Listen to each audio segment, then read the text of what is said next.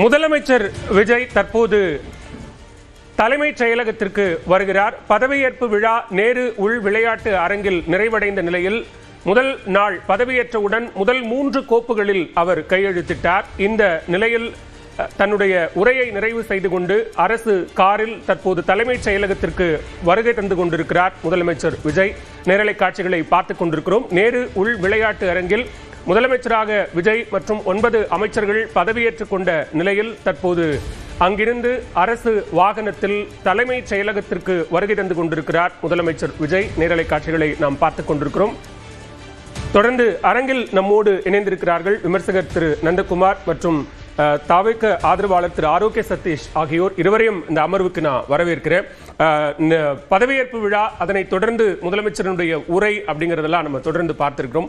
முதல் 3 கோப்புகளில் கையெழுத்திட்டு இருக்கிறார். முதல் நாளில் தேர்தல் வாக்குறுதிகளில் சொல்லப்பட்ட முதல் 3 விஷயங்கள்ல முக்கியமான விஷயங்கள் அப்படிங்கிறதும் நான் நந்தகுமாரிடமிருந்தே ஆரம்பிக்கிறேன். எப்படி பார்க்குறீங்க இன்றைய நிகழ்வு, அவருடைய உரை, அந்த முதல் 3 கையெழுத்து? இது அவர் சொல்ல மாதிரி இனி வரும் காலங்களில் உண்டான சரித்திரத்தினுடைய முதல் நாள் இன்னைக்கு.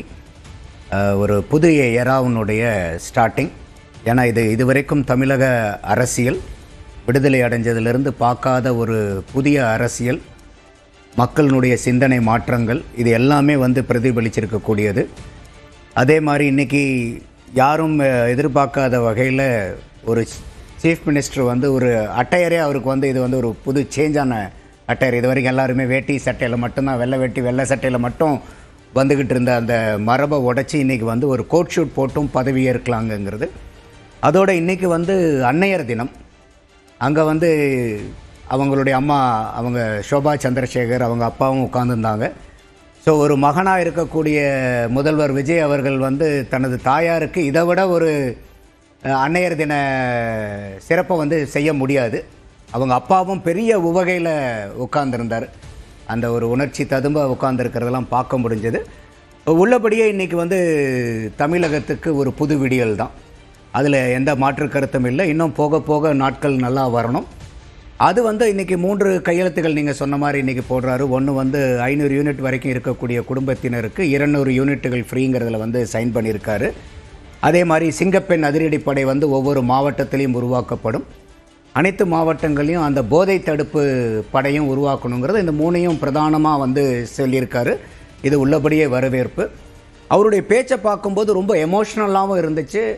எப்பயும் போலவே அவருடைய பேச்சு இது ஒரு சம்பிரதாயம் சடங்குக்காக இருக்கக்கூடிய ஒரு பதவியேற்பு விழாங்கிற மாதிரி இல்லாமல் ஒவ்வொரு தமிழக மக்களையும் கனெக்ட் பண்ணக்கூடிய அந்த எமோஷ்னல் கனெக்டாகவும் அவருடைய பேச்சு இருந்துச்சு.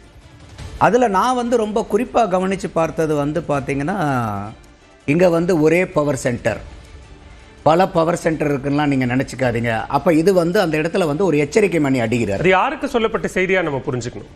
அது கட்சியில் இருக்கிறவங்களுக்கும் அதிகாரத்துக்கு இருக்கிறவங்களையும், அதிகாரத்தில் இருக்கிறவங்க யார் யாரையெல்லாம் பிடிச்சா நம்ம காரியம் சாதிச்சுக்கலான்னு ஒரு நம்பிக்கையில் உட்கார்ந்துருக்கிற அத்தனை பேர்த்துக்கும் ஒரு சாட்டையடி. ஓகே. அடுத்தது பார்த்தீங்கன்னா, எனக்கு காசெல்லாம் நான் இதில் சம்பாதிக்கணுங்கிற தேவையில்லை, அது உங்களுக்கே தெரியுங்கிறது ஆரம்பத்துலேருந்தே சொல்லிக்கிட்டு வந்த டைலாக். இன்னைக்கு ஒரு படி மேலே என்ன போய் சொல்கிறாருனாக்கா, நம்ம ஆட்சி வந்துருச்சு, நம்ம ஜெயிச்சிட்டோம், ஒரு ஆட்டம் ஆடி பார்க்கலாமான்னு யாராவது நினச்சிக்கிட்டு இருந்தீங்கன்னா அதெல்லாம் எரேஸ் பண்ணிடுங்க.